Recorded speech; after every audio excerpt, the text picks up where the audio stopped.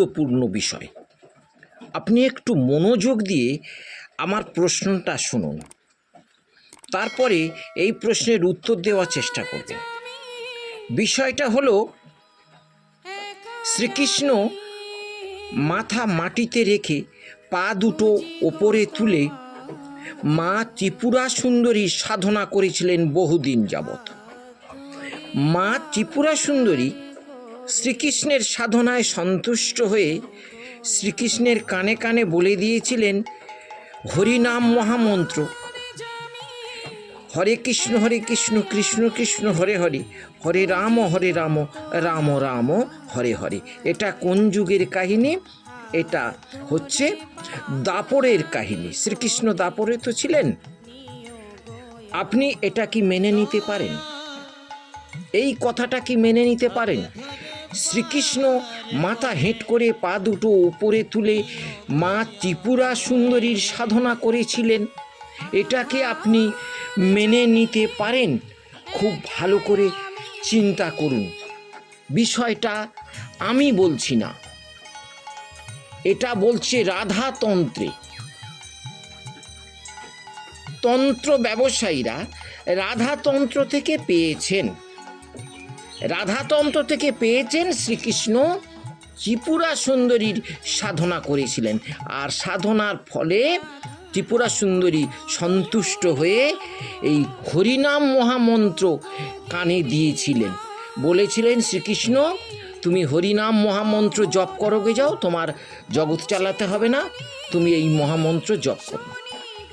আপনি কি এটা বিশ্বাস করতে পারেন? প্রমাণ আসুন, প্রমাণে আসুন। 4 যুগে 4 মহামন্ত্র। সত্যযুগে কি ছিল?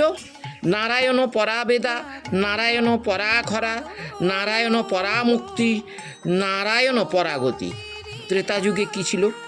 রাম নারায়ণন্ত, মুকুন্দ মধুসূদন, কৃষ্ণ কেশব কংসারে, হরে বৈকুণ্ঠ বামন। দাপরে কি ছিল? হরে মুরারে মধুকৈটব ভারে, গোপাল গোবিন্দ মুকুন্দ সৌরে, যজ্ঞেশ্বর নারায়ণ শ্রীকৃষ্ণ বিষ্ণু, নিরাশ্রয়ং মাং জগদীশ রক্ষ। আর কলিতে হরিনাম মহামন্ত্র, যেটা দিয়েছেন মহাপ্রভু শ্রী চৈতন্য দেব। তাহলে এ তথ্যটা কি? ভগবান শ্রীকৃষ্ণ তিনি মা মহামায়ার সাধনা করতে গিয়েছিলেন। এটার প্রমাণটা কি? জবরদস্ত কি প্রমাণ আছে? আমি জবরদস্ত প্রমাণ দিচ্ছি। গীতাতে লেখা আছে যে ক্ষত্রিয়র স্বভাব হচ্ছে নিজেকে ঈশ্বর ভাবা, ঈশ্বর ভাবাপন্ন। আর ভগবান শ্রীকৃষ্ণ ছিলেন ক্ষত্রিয় শ্রেষ্ঠ। অন্য দেবদেবী আরাধনার কথা ভাবাই যায় না। অন্য সমস্ত দেবদেবীরা তাকে আরাধনা করত, তাকে পেতে চাইতেন। আদ্যাশক্তি মহামায়া তার লীলা সঙ্গী ছিলেন, তার আরাধ্যা দেবী ছিলেন না। তাহলে রাধাতন্ত্রে এগুলো কি করে আসে? এগুলো হচ্ছে কৃষ্ণ বিরোধী গ্রন্থ, কল্প পুরাণ। যারা কৃষ্ণ বিরোধী তারা এই সব গ্রন্থ তৈরি করেছে, এর কোনো প্রমাণ নেই। কৃষ্ণ ওইভাবে কোনোদিনই সাধনা করতে পারেন না, করেন উনি।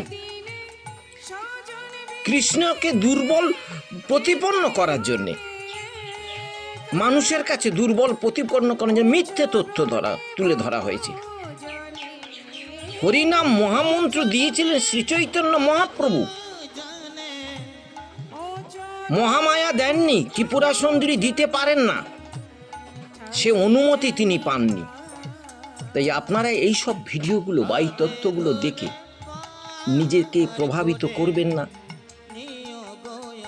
সঠিক তথ্যে আসুন, সঠিক তথ্য দেখুন, সঠিকভাবে শ্রীকৃষ্ণকে বিচার করুন। একটা কথা পরিশেষে আপনাদের বলি, শ্রীকৃষ্ণের শত্রু কিন্তু কম ছিল না।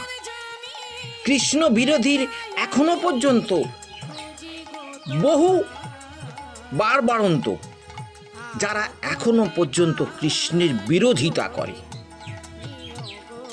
সেই কৃষ্ণ বিরোধিতা গ্রন্থ হচ্ছে রাধাতন্ত্র, যে তন্ত্রে কৃষ্ণকে সাধনা করতে দেখা গিয়েছে মহামায়ার। এটা ভাবতেও পারে যে এটা একদম ইম্পসিবল, এটা অসম্ভব, অবাস্তব, এর কোনো ঐতিহাসিক নিদর্শন নেই, এর কল্প পুরাণের এগুলো সব গল্প কথা।